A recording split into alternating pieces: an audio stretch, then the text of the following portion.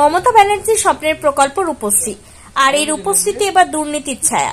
আজ হরিশ্চন্দ্রপুর 2 নম্বর ব্লক এলাকার রূপশ্রী আবেদনকারীদের আবেদনপত্র এলাকায় গিয়ে খতিয়ে দেখতে হাতে 3 ভুয়া আবেদনকারীর হদিশ পেলেন ব্লক প্রশাসনের আধিকারিকরা।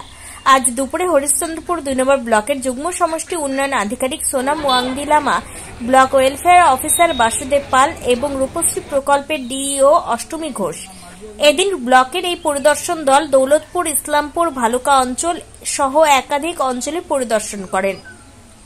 ওই সমস্ত এলাকা থেকে আসা রূপশ্রী প্রকল্পের আবেদনগুলি বাড়ি বাড়ি গিয়ে খতিয়ে দেখেন। আর এই খতিয়ে দেখতে কি ভালুকা অঞ্চলের জগন্নাথপুর গ্রামে 2 জন এবং হাতিচাপা গ্রামে 1 জন ভুয়া আবেদনকারীকে হাতে নাতে ধরে ফেলেন। কাগজপত্র খতিয়ে দেখে জানা যায় তারা ইতিমধ্যেই বিবাহিত। অবিলম্বে আধিকারিকরা সিদ্ধান্ত নেন ওই 3 জনের আবেদনপত্র খারিজ করা হবে এবং ব্লক প্রশাসনকে এই বিষয়ে রিপোর্ট দেওয়া হবে। ভালুকা গ্রাম পঞ্চায়েত আন্ডারে জগন্নাথপুর আর কোন গ্রাম আছে হাতিচাপা আর জগন্নাথপুর, এই দুটো গ্রামে রূপশ্রী ইনকোয়ারি করতে গিয়েছিলাম, স্যাম্পল ভেরিফিকেশন।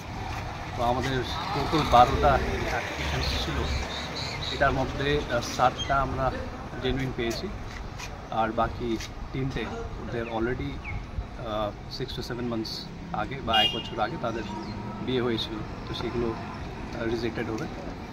আর দুটো কেস আছে যেটা পোস্টপন হয়েছে, পরবর্তী আবার ইনকোয়ারিটা